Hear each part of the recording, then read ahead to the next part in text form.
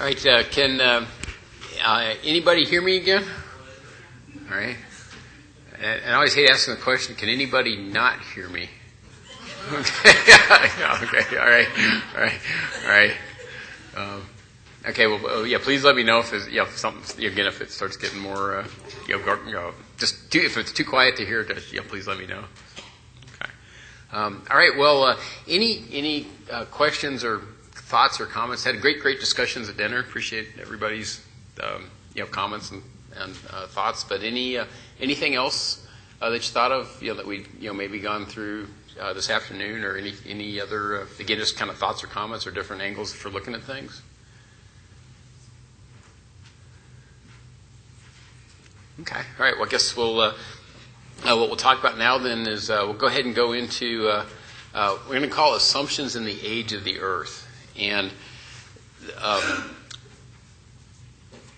usually if someone's attacking the Bible, and this is really what's going on, not when I say someone's attacking the Bible, again, as we went through in the first session, I would say probably 80 or 90% of the people that may be resistant to going to church or aren't really aren't really taking spiritual things seriously.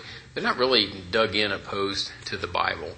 But you do get that other 10 or 20% of the people that are really truly trying to oppose the Bible, and they don't like to focus on frankly, they don't like to focus on eugenics, which is what we talked about right before the break.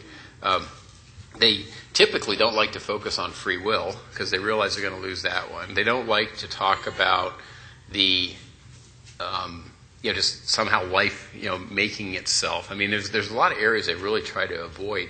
But if you notice when they're debating or when they're trying to weaken someone's faith, or again trying to lead society away from the Bible, a lot of times they will focus on age.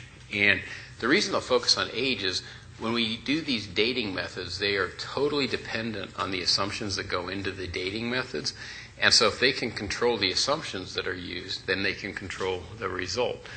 Because again, if I go back to life from non-life, we can just say, well, if you're saying it made itself randomly, then just go make some. And of course they can't. And so they're a real disadvantage there. But if it's an area where you can't replicate it, it's not observable, testable, or repeatable, and they can control the assumptions that are used, that gives them the upper hand. And so that's, that's one of the reasons this can be an important topic. And so, really, we also talked about, evolution doesn't work no matter how old the universe. And so so you would think, well, the age issue isn't relevant. But again, one reason that a lot of people try to assign an old age is that old age contradicts the Bible. It just flat out contradicts a straightforward reading of the Bible. If they can force someone to try to read evolution into the Bible, what they realize is if I can read evolution in the Bible, I can read anything I want to in the Bible. And so it just makes it completely useless, because it's really just I can twist scripture and distort this, and maybe God really meant that. I mean, there's all kinds of things I could if I make that distortion. The billions of years does add a certain mystique. Again, go back to the Star Wars analogy. Billions of years is very analogous to a long time ago in a galaxy far, far away. I mean, you can just pretend anything happened. But I do think a lot of people on this issue, they're just parroting what they've heard since childhood, and so they're the people that you can get to actually think. And so it's, again, always with the goal of getting them to objectively consider the Bible and to sit down and seriously study the Bible with you. But one of the ways to get them to at least realize that, no, as a matter of fact, the age doesn't disprove the Bible. That's a step towards, again, getting them to objectively consider the Bible. Now, I mentioned how if we convince someone that evolution can't work and then just walk away thinking we've accomplished something, they want to actually give this quote from Fred Hoyle. This quote says, "The likelihood of the formation of life from inanimate matter is 1 to a number with 40,000 naughts after it. It is enough to bury Darwin and the whole theory of evolution.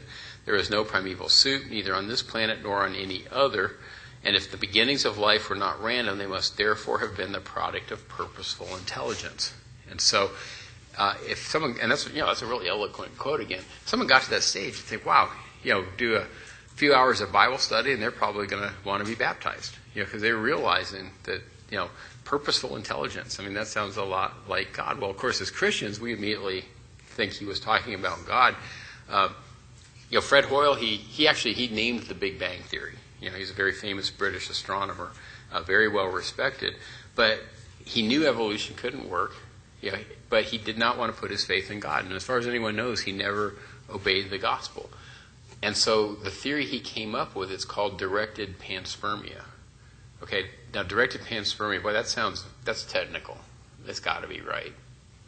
Theory of that. Well, the point is what directed panspermia is. What he basically said is evolution doesn't work. Doesn't want to believe in God, so he promoted this theory that aliens put life on Earth. And he wrote 3 books on the subject. And so, all the life we see on Earth, everything we see is because of these aliens. And sometimes he'd say, I think his whole theory is something like, aliens started out life on Earth, and they come back every few million years, and add some DNA or something. And but again, really smart guy. So the question is, what is the obvious question? If aliens put life on Earth. Exactly. Where'd the aliens come from? Well, obviously, smarter aliens made those aliens, so that answered that question. Yeah. I mean, and so that was one of the good discussions we had at dinner. Was people point out, sometimes people are atheists just because they want to be atheists. But it'd be amazing how, especially if you travel internationally, how many people they'll get to a point and they're just comfortable. They'll stop searching. And they'll stop searching because someone has told them, well, aliens put us here. And for whatever reason, they believed it because it's got that mystique. And so you want to always, make sure you keep people searching might be another way to think about it. I had several times when if a person had compromised, it would have, at that point in time, I would have almost stopped searching because there were certain things that I would have just said, well, they'll just say the Bible says anything. And so I'm so glad people didn't compromise. And so, but anyway, this was an area.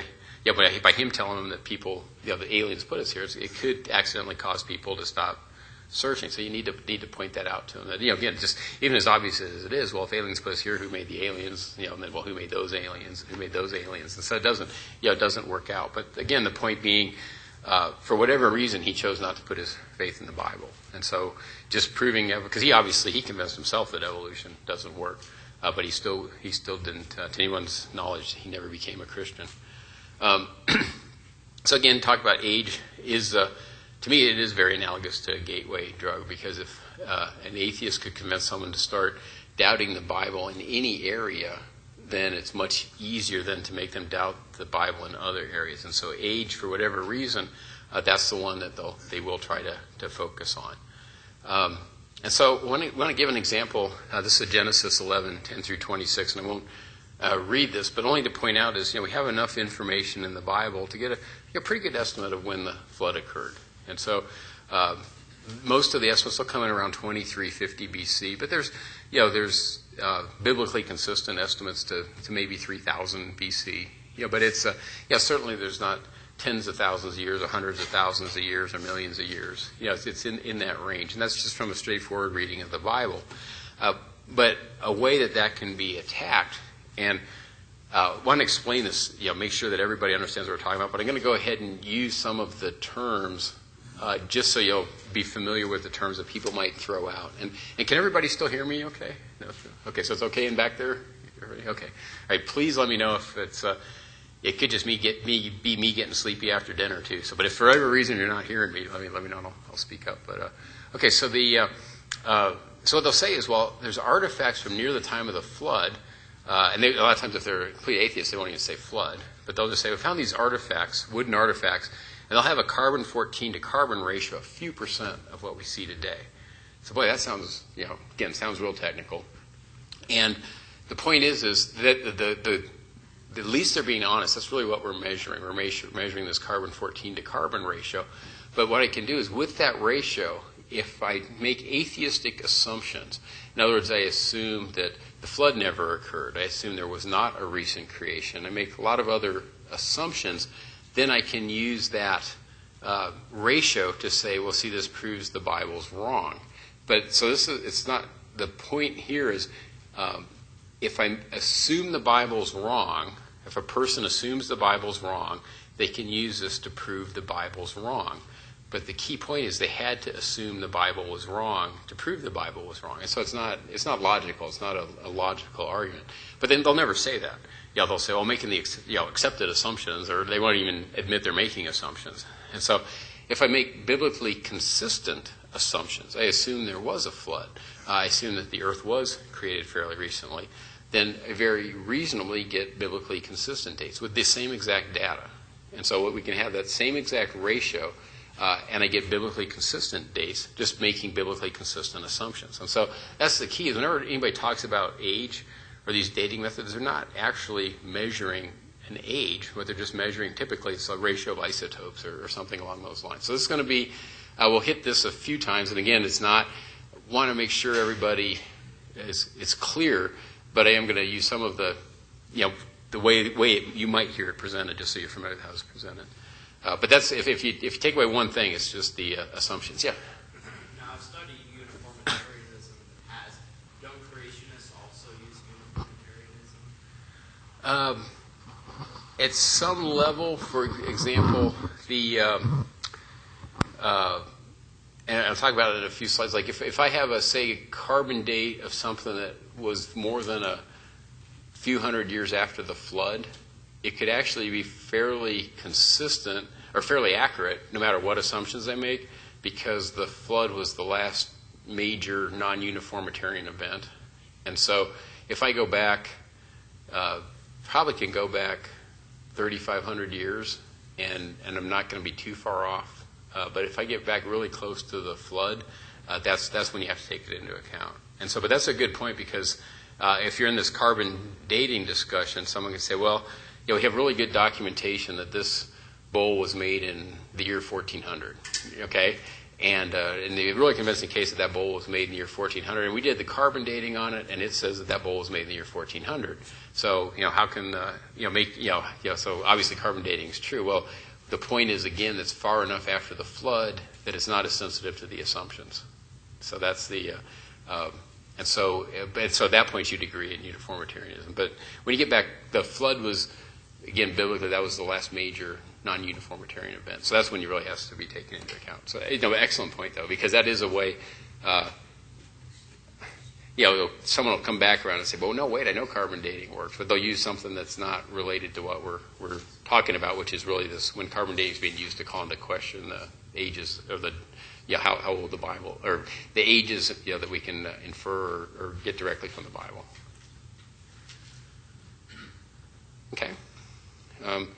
And so again, if one takeaway, if for the next half hour all you remember is with carbon dating, if I make biblically consistent assumptions, I get biblically consistent dates, and if I assume the Bible's wrong, I can prove the Bible's wrong. If that's all you remember, that's great. But still try to pay attention.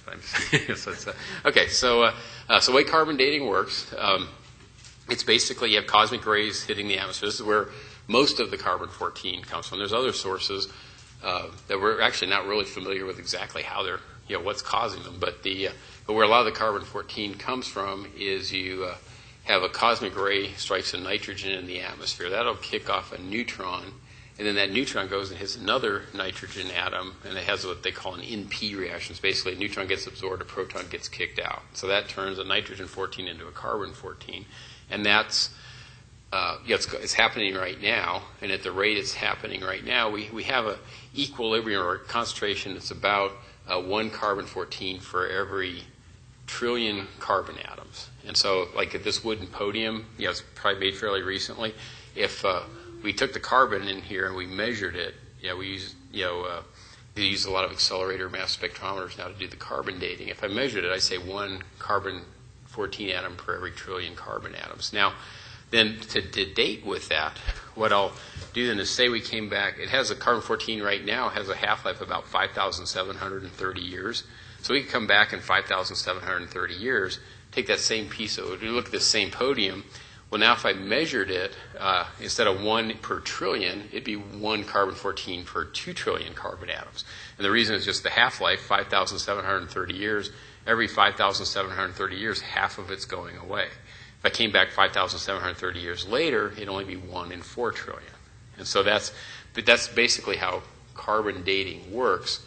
And so But the point is I have to know what that original carbon concentration was, in the wood. Now another one, when they first came out with the accelerator mass spectrometers, there was all these headlines about, well, now carbon dating is accurate to within 100 years or 50 years. Well, that's never been the source of inaccuracy. I mean, we can measure that ratio really closely. So it's kind of, in other words, like a red herring or a rabbit trail. People try to send you down where they'll say, oh, no, we can measure that ratio really accurately.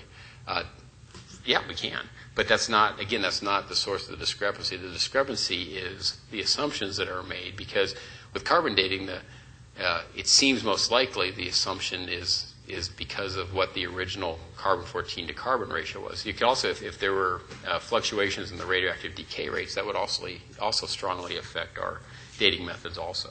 And so, but again, it's not a question how accurately we can measure that ratio. It's what assumptions are applied to that ratio. And so again, atheistic evolutionary assumptions: Earth's much older than time required for carbon-14 to reach approximate equilibrium. Production rate is equal to decay rate. And of course, the atheists would say the global flood never occurred. From a biblical perspective, because it's got a 5,730-year half-life, the Earth's too young for carbon-14 to reach approximate equilibrium. So the production rate may not equal the decay rate. Global flood occurred. Related events may have had a significant effect on carbon-14 to carbon ratio and distribution. And again, even the carbon-14 to carbon ratio will be strongly affected by the ratio and distribution in the original creation. Talked about this again. Something that's relatively young, an artifact, we'd actually expect carbon-14 dating to work fairly well no matter what the assumptions were on it. Because, again, the flood was the last major non-uniformitarian event. It really comes back to the dates that were right around or shortly after the flood that come into question. Every now and then you'd hear this. They'd say, well, can archaeology be used to calibrate carbon dating? And what's interesting is actually the opposite has occurred. And what I mean by that is when you get back beyond a certain point, the only way you can, there's very few ways you can guess at how old something is. And so when people start talking about, well, this pottery style must have been from this era, or this amount of patina, it's basically residue on the pottery, and it had to be this old, or you have style, you have what layer that pottery might have been found in. And people typically at an archaeological site, that's how they will date how old that is. But that's not an absolute date. They had to calibrate it somehow. And so when you look at it, all the calibration comes back to carbon dating. So at some point they had to find carbon there that they could date with. Even tree ring dating, typically it does go back to carbon dating to calibrate the tree ring dates, especially if you were to take into account the climate effects of the flood. You can get multiple rings per year, and so all of the other dating methods that are used are ultimately calibrated to carbon dating. So the reason that's important is I have this little pointer here, and say I sent this pointer off to a lab, and it said, okay, that pointer, it's 200 feet long. Okay, so I got a 200-foot long pointer here now, and so I'm going to measure my laptop screen. So there's 200, 400, 600, 800,000. Okay, so my laptop screen is now 1,000 feet long, and then I could measure this desk and just eyeballing it. It's probably 2,000 feet long, this podium. But the point is I could say, and so then I find another laptop, right? And they say, well, how big is my laptop screen? And I say, well, here, right now how I'll do that. I'm going to match my laptop screen, which I know is 1,000 feet long, and I'm going to put it up against your laptop. And wow, your laptop, you got a 1,200-foot screen on that. Well, the point is once the calibration's wrong, then anything that's based on that calibration is going to be wrong also. And so when we have these dating methods, if they're wrong because they've been calibrated wrong, they made the wrong assumptions with the carbon-14 dating, then all of the dates that are based on those secondary methods are going to be wrong also. So now all of a sudden when I find pottery that has the same style or the same amount of patina or the same, if that age was originally determined to be wrong, then it's going to be wrong across the board. And again, this is only for when we get back really close to the flood. When you get a few hundred years after the flood, it's not nearly as big of an issue. And so that's because again that's the counter. They'll say, no, we found pottery from around the time of Christ, and everything's just dead on. Well, yeah, we'd expect that because that's far enough after the flood. Yes, just again when you go back to very ancient, I guess you'd say ancient finds. And then every now and then people will say, well, what about, sometimes there's secular records. Usually secular records and biblical records agree really well. But when they don't, then it is, which one do we believe? And of course Christians will believe the Bible. But it's that is a assumption that people could make, to try to believe something that, might be definitely wrong, but, they still haven't believed it. Yeah.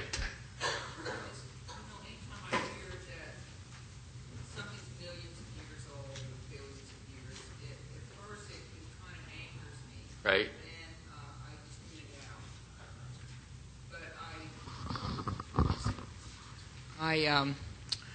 I always think to myself, and like you're explaining, the 200, how do they measure millions? Right. How would they ever know to measure millions? Right. And so it's a lot of assumptions. Most of the dating methods are going to indicate a very young Earth. We can measure like how fast the strength of our magnetic field's decaying, and using very straightforward mechanism for how that magnetic field is generated, you can show the Earth can't be older than 20,000 years. Not saying it's 20,000 years old, just it cannot be older than that. We look at the, things like salt in the oceans. You look at mud on the seafloor.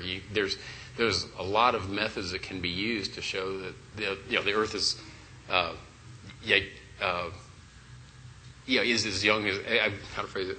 It's as young as the Bible says, or it falls in that range. You can set maximum dates, so you can show there's absolutely no way it could be millions or billions years old. So the only methods that really people would then tend to go back to would be these radiometric dating methods, and and again, that's where it's not you're not measuring a date. They measure certain ratios and then they make assumptions on that. And so we'll talk about carbon dating now, which is really things like like the genealogies in Genesis. A lot of times people will use that carbon dating, try to disprove those, and then probably a few more slides we'll start talking about all the assumptions that go into the millions of years ones, which again they're arbitrary assumptions. There's a lot of evidence those assumptions are wrong. So I have one more question. When you're talking about the carbon, where does this carbon footprint come in? Oh, okay. So I think that's more a global warming discussion. It is funny. Just the fact that we're burning coal is also changing that carbon-14 to carbon ratio. But they'll try to make calibrations, for that. But it's, that's not really. That's more of a global warming type comment. So how did the flood change, like the decay rates? Did it increase them, or did it? Okay. Or was the ratio higher during the flood? I was just wondering, exactly what we think the flood did to those rates, how we adjust our assumptions. Okay, so for carbon dating, the flood, you buried a tremendous amount of carbon during the flood. So the tremendous amount of carbon removed from the biosphere, and so based on estimates, and these are secular as well as Christian estimates, you could have had up to 200 times more carbon in the biosphere before the flood than after the flood. And of course, the non-Christian wouldn't use the word flood. They would just say, a long time ago or something. And so that's where a lot of the coal and oil and natural gas came from, was that carbon that was buried. So that right there, depending on the distribution of the carbon-14 in the original creation, you could easily change that ratio by a factor of 200. And by changing that ratio of factor of 200, all of a sudden that's more than covers any range that we'd have with the carbon dating. And so that's that's just, there's many sources for that ratio being changed. But that would just be one possible effect of the flood. And then the other one is, and again, we'll get to it in a few slides, it's when you start looking at some of the issues we'll talk about helium retention in zircons, which sounds very scarily boring, but it's actually not. It's really good stuff. But anyway, you start talking about things like that, you have evidence that there was accelerated radioactive decay either during creation week or the flood.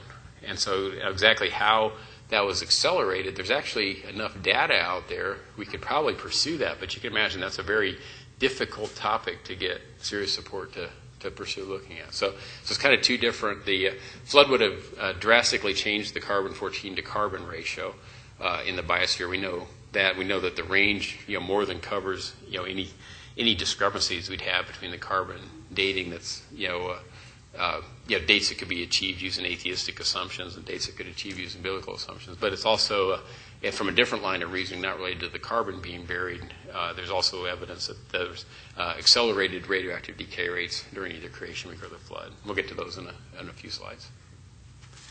Okay. So I'm just putting these out so you'll know that this can actually be really quantified. And so the way to think about the equation for calculating this, you get just standard radioactive decay equation, just the carbon-14 concentration in a sample. So I take a sample, like say this sample here, it's going to be the carbon-14 concentration. It's at the time of death. It's basically whenever the tree that was used to make this podium, or whatever it was used to make, was chopped down. Because at that point it stops taking in carbon-14 from the environment. And then it's e to the negative lambda t. Lambda is just 0.6931 divided by the half-life. T, of course, is time. E is the base of natural logarithms. And so you see at the bottom, that's just how the equation is typically written. This is any radioactive decay. It's just C equals C0 e to the negative lambda t. And so if I go through this, I know what lambda is based on the current decay rate. If I just assume it's 5,730 years, it always has been, which is one assumption. It's not necessarily the correct one, but it could be that would be the assumption that's typically made. And then run it through that equation. If I make atheistic assumptions, what I was going to look at would be, say I found a sample and it was 2% of the concentration of carbon-14 in that sample than what I see in the atmosphere today. Well, if I make the atheistic assumptions, everything's the same now as always been, very uniformitarian, I could take that sample, run it through, and I get an age of that sample of 32,330 years. Okay, so that would be, say I found a wooden bowl and I dated it, I made atheistic assumptions, I get 32,330 years. Well, that's biblically not credible. In other words, there's no way, with the genealogies that it could actually be that old. I mean, just from what we're told in the Bible and what we know from history, from the time that we stopped getting the genealogies in the Bible until now. But I can take that same example and make very reasonable assumptions. In this case, instead of like 1/200th, instead of the carbon-14 in the biosphere being, or the carbon in the biosphere being, like say at 1/200th today, as it was a long time ago, would be the atheist way of phrasing it. We could just say before the flood. Say it was 1/30th. So again, well within that range. Well, I run through that same exact equation. I would have the same data, doing the same dating method, and I get that bowl using that same piece of data being 4,210 years old. Well, now all of a sudden, I'm not, I can't be positive that's the exact date either. But again, I made biblically consistent assumptions, and it comes out a very biblically consistent date. So it's not a good dating method for things close to the time of the flood, but just showing, again, just the incredible sensitivity of the assumptions that are made. And that's just one. I mean, that's literally just looking at very reasonable change in the carbon-14 to carbon ratio that could be caused by the flood. There's a lot of other things that could affect that. And we'll talk about some of those, but so does everyone, it's something very quantifiable. Again, just driving home, it is totally dependent on the assumptions that are made. It's not how accurately we measure that ratio. It's not that we don't know the radioactive decay equations. Is that sort of clear to her? So now, if you want to go back the other direction, we find carbon-14 in coal and diamonds, but there are people that will claim that coal might be 300 million years old. Sometimes you'll hear certain kinds of coal are 300 million years old. Some people claim diamonds, I think they'll claim they're up to 1 billion years old. But you find carbon-14 in them, and it's beyond the level of contamination. It's beyond, in other words, it's something we can measure, and we know it's actually there. And they were very good at measuring these ratios and samples. And so there's the book, Thousands Not Billions, they're going to leave here at the congregation. It goes into a really good discussion of this. But the point is if something's more than a couple 100,000 years old, it can't have any carbon-14 left in it. And so again, I'm not saying the Earth is a couple 100,000 years old. I'm a few thousand years old, but it's it puts the maximum. I don't know if that makes sense. So in other words, just from this, I know the maximum is 200,000. The Earth's not nearly that old biblically, but that would be the maximum because I still detect carbon-14 in those samples. And a good analogy, did you ever hear that, I guess call it a riddle, if I said, I'll either give you $100 right now, or I'll give you a penny today, 2 pennies tomorrow, 4 pennies the next day, 8 pennies the next day, and do that for 2 months, which would you take? Yeah. Yeah, if you trust me, you take the pennies. If you don't, take the $100. Safer bet. but anyway, but you're right, because if you do the pennies and you double it and double it and double it and double it within 60 days, it ends up, I think you have more wealth than the entire world, at that point because of the. But it works in reverse also. If in other words, if half of that carbon-14 is going away every 5,730 years, I think it's less than 1 million years. If the entire Earth was made of carbon-14, it would basically have all decayed away. So so you can't have carbon-14 in coal and diamonds, but it's there, and we measure it. And there's all kinds of. It's almost embarrassing. You go out on the kind of the atheistic pro-evolution websites. They'll come up with these. Oh well, maybe it's. Produced in situ. Well, that's something we can quantify. We know how much can be produced in situ, or maybe this happened or that happened. One of them was something like, well, I have a cousin that works in a coal mine, and he said, okay, well, yeah, I mean, I don't know if the guy even really had a cousin that worked in a coal mine, but I mean, that's just the whole, the level of that discussion. Because again, that's very powerful evidence that we're missing something with carbon-14 dating. Don't know how much carbon-14 was in the original creation, or how it was distributed. Again, that evidence of radioactive decay rates accelerated during creation week or the flood. That have a very strong effect. Mention how carbon-14 was formed. Cosmic rays hit in the atmosphere. Well, what if that cosmic ray, what if the spectrum was different? What if the flux, in other words, the amount of cosmic rays was different? So that's just the cosmic rays coming in. Now, the amount of cosmic rays that get to the Earth, they're affected by the sun's magnetic field. They're affected by the Earth's magnetic field. The Earth had a stronger magnetic field in the past. We're seeing that strength, total energy in the magnetic field decaying.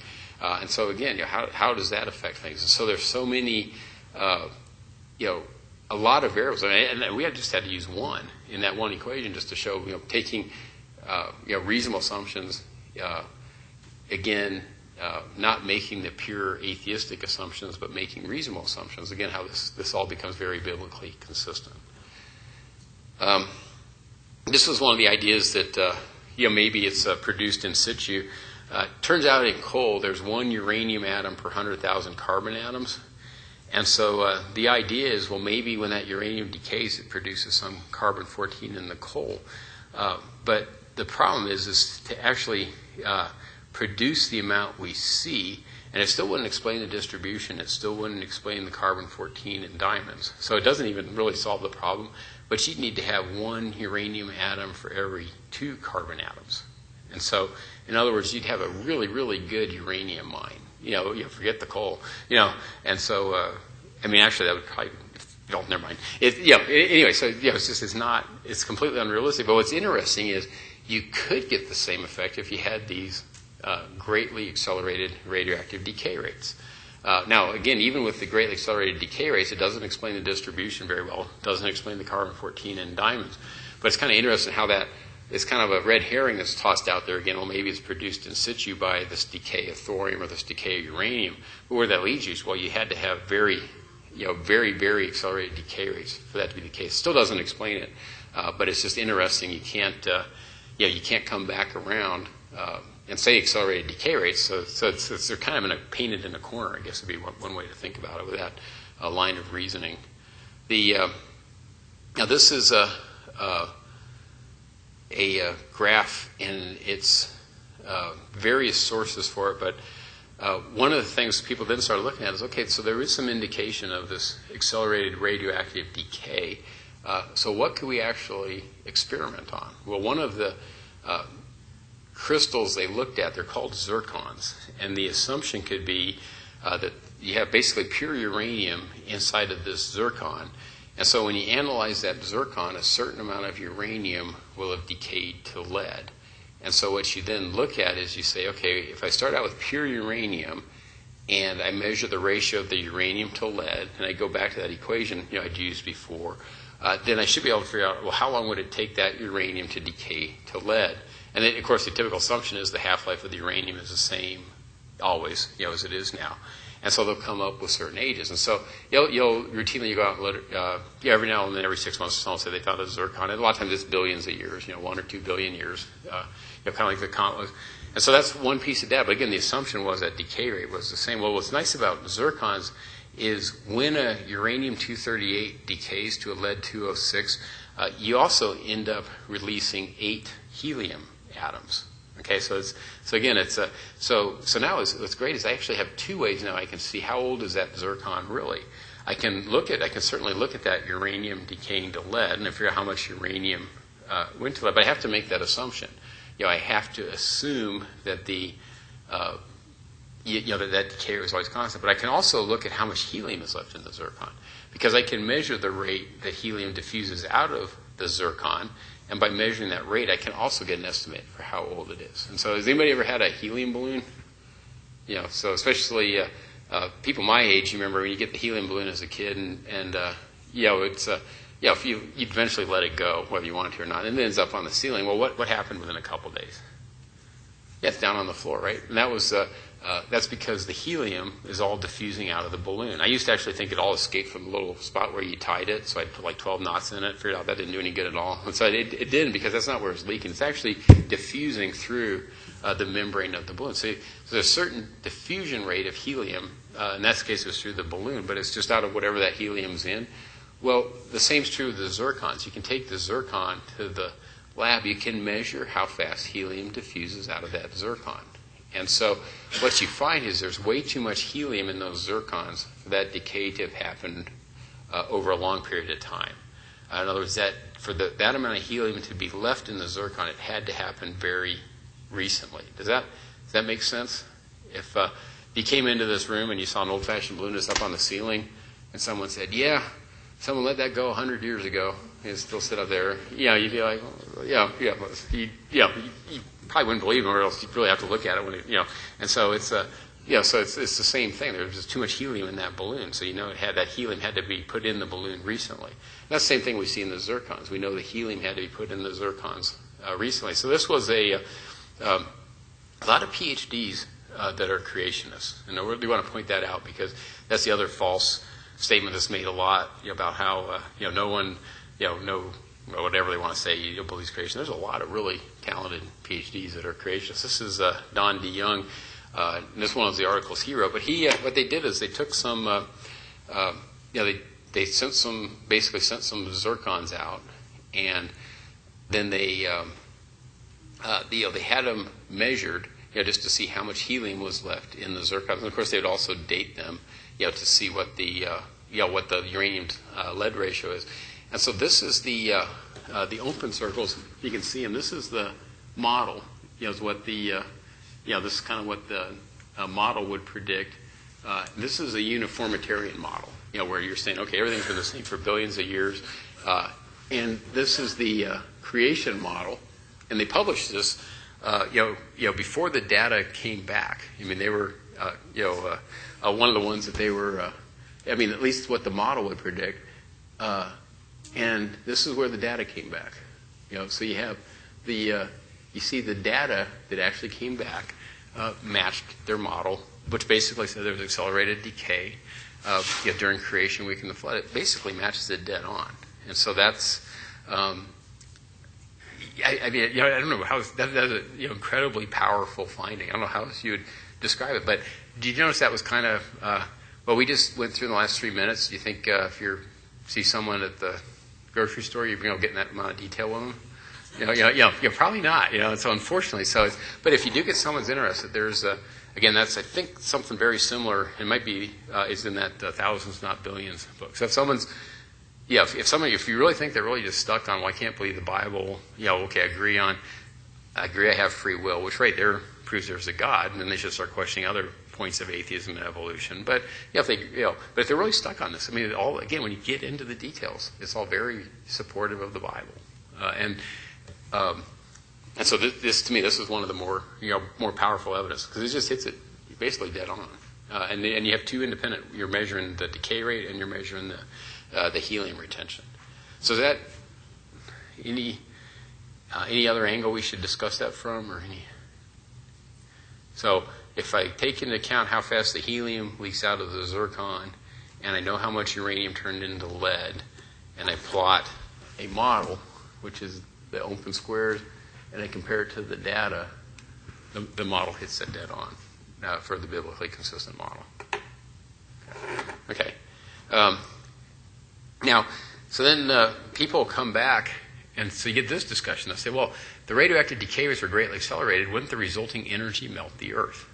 Because you know how much energy is released per decay now, right? And you know how much energy would be released if you had these accelerated decay rates. So wouldn't that melt the Earth? And so, but then when you think about, well, wait a second, I'm just saying I'm changing the decay rate.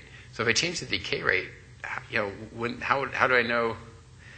I would not know how that would affect the energy released per decay. In other words, so this is thrown up as a hurdle, and this is where we're talking about really being able to think through things critically. Well, wait a second, now I have two clues. So I know if I'm following the evidence, the radioactive decay rates were accelerated. I also know that the mechanism that God used to accelerate them, or just because it was creation week of the flood, or at least however they were accelerated, I also know that had to be accelerated in a way that wouldn't melt the Earth. Does that make sense?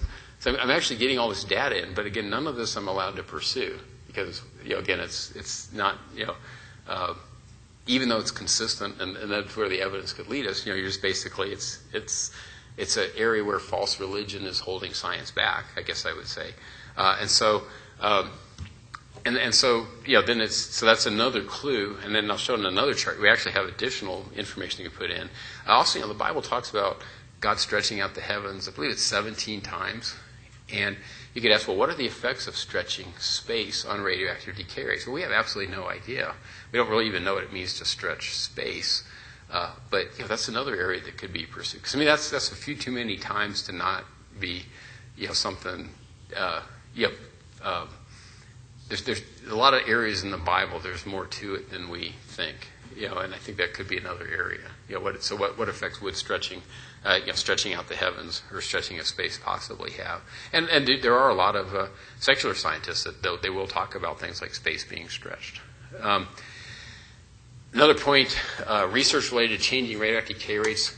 People say, well, radioactive decay rates can't change. Well, that's what, they get taught that in school. So what you want to do is just have some quotes from some secular journal. This is the CERN Courier. CERN's, one of the, if not the most famous lab in the world, certainly one of the most famous. This is the International Journal of High Energy Physics. It says, it's common belief that radioactive decay rates are unchanged by external conditions, despite many examples of small shifts. And then it talks about some pretty extreme conditions, but they say they're well documented and understood. But it says, however, Fabio Cardoni of the Institute for lo Studio dei Materiali Nanostructurali in Rome and colleagues have shown a dramatic increase by a factor of 10,000 in the decay rate of thorium-228 in water as a result of ultrasonic cavitation. So, ultrasonic cavitation, that is pretty extreme. But wait, factor of 10,000? Yeah, that's and then of course it doesn't mention anything at all about dating methods, which I wouldn't expect them to. But it says, well, maybe they could scale it up into nuclear waste treatment. And so we know that we can change decay rates. Now, this is an interesting one because this was in Popular Science, but it's quoting research that was also published by Stanford and Purdue.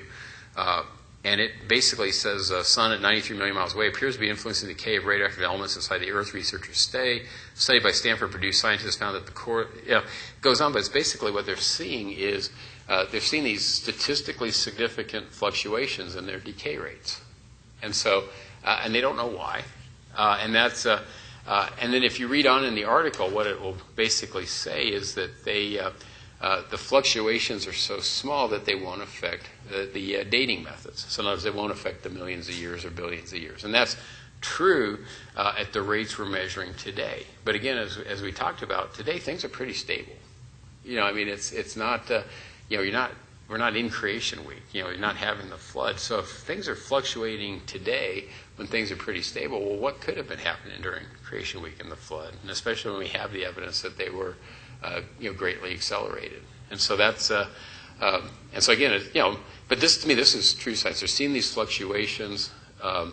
We have the evidence of the helium retention in the zircons, and so we really should be pursuing this. We shouldn't be writing it off as, oh, well, it's just a few percent or fractions of a percent. Who cares? It's actually really significant because it's it would definitely improve or change our understanding if we pursued it.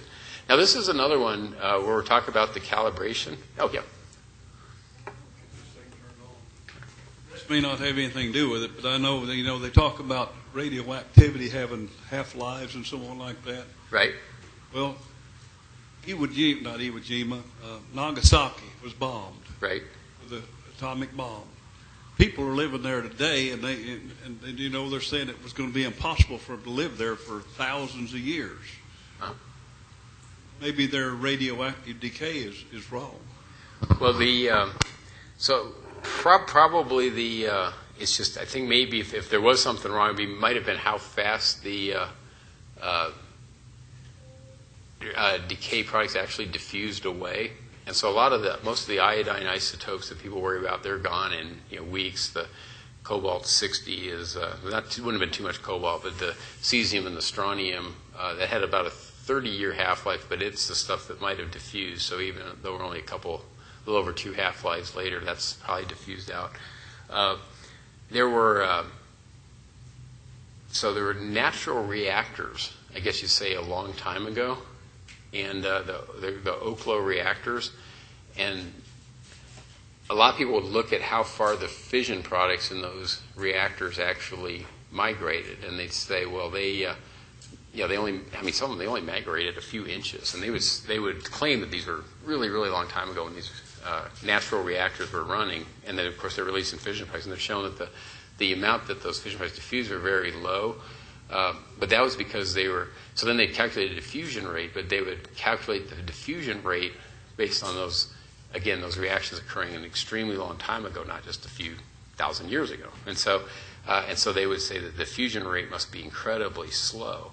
So the only time I've seen that used would be people trying to make the argument that in a waste repository, diffusion rates must just be much slower than we actually measure for whatever reason. And so that could have been an effect depending on those studies. But again, it could have been, in other words, if they assumed the diffusion rates were extremely low, and I'm not sure which study it was, if they did that, it's probably based on wrong assumptions. It was based on just the wrong age for some of these other data that would tend to drive it. So if you use the real measured data, it probably just dispersed adequately a lot faster.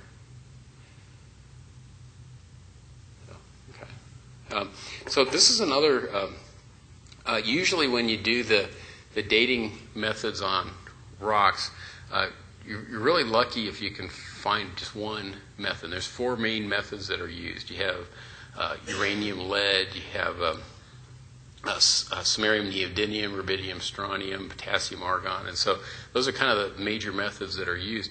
A lot of times you'll find a rock and you can't date it using any of those methods, and so that's when they'll try to say, well, it's in this strata or it's here or there, and then they'll kind of guess at how old the rock is.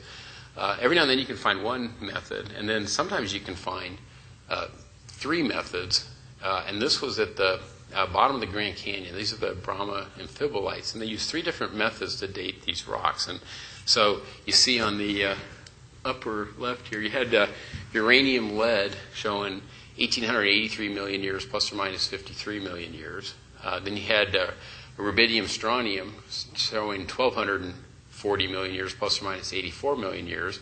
And you had samarium neodymium showing 1,655 million years plus or minus 40 million years. And so when someone looks at that, if I wasn't really thinking hard about what I was looking at, what I could do is I could say, well, yeah, I dated that rock 3 different ways, and the youngest age is 1,240 million years, and so I know it's at least 1,240 million years old, right? 3 different methods, but what people aren't taking into account when they look at that are the error bars. And so I'll go back to my pointer analogy. Say I sent this pointer out to a lab, and one lab came back and says, okay, it's 200 feet long plus or minus 2 feet, right? The other lab says it's 300 feet long plus or minus 3 feet, and the other lab says it's 400 feet long plus or minus 4 feet. Okay, so I know my pointer is at least 200 feet long, right? At 3 measurements, shortest one was 200 feet. Well, it turns out all I really know is that 2 of those 3 measurements has to be wrong. Because when you think about it, it can't simultaneously be 200 feet plus or minus 2 feet, and 300 feet plus or minus 3 feet, and 400 feet plus or minus 4 feet. Does that make sense? So if I get data like that back, all I know is 2 of those 3 measurements are wrong. So likewise, when I see data like this is published in a book, all I know from that is, well, it looks like at least 2 of those 3 measurements are wrong, because the error bars aren't overlapping. And now if people are using the similar techniques for those measurements and making similar assumptions, you probably make the case that most likely all 3 of those measurements are wrong. There'd be no reason to, I'd have no way of telling which of those measurements was right. Now there's a lot of trends, and I'll just leave it at that. You can, so when people plot data like this, they'll say there's trends in alpha emitters versus beta emitters. There's trends in the atomic mass. But again, so this is so now we're starting to add up a lot of different clues. If we start from a biblical perspective, I see these kinds of trends. In the different kinds of, whether it's alpha, whether it's beta, what the atomic numbers are. I see the helium retention in the zircons. I see carbon and coal and diamonds. So there's a lot of clues out there.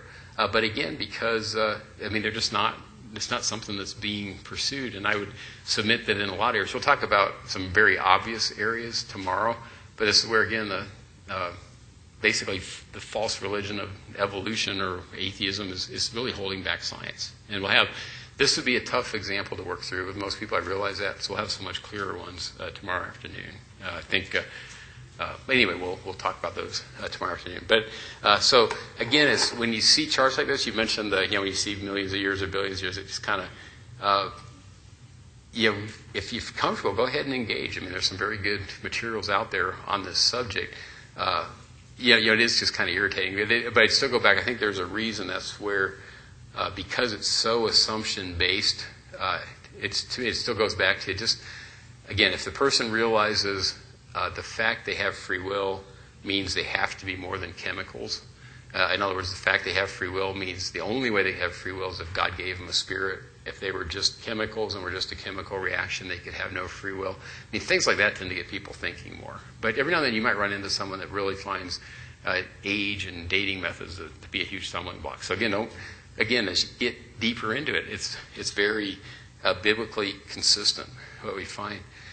Now, moving on to the, I guess what you'd say, the Big Bang and the, kind of the, age of the universe overall.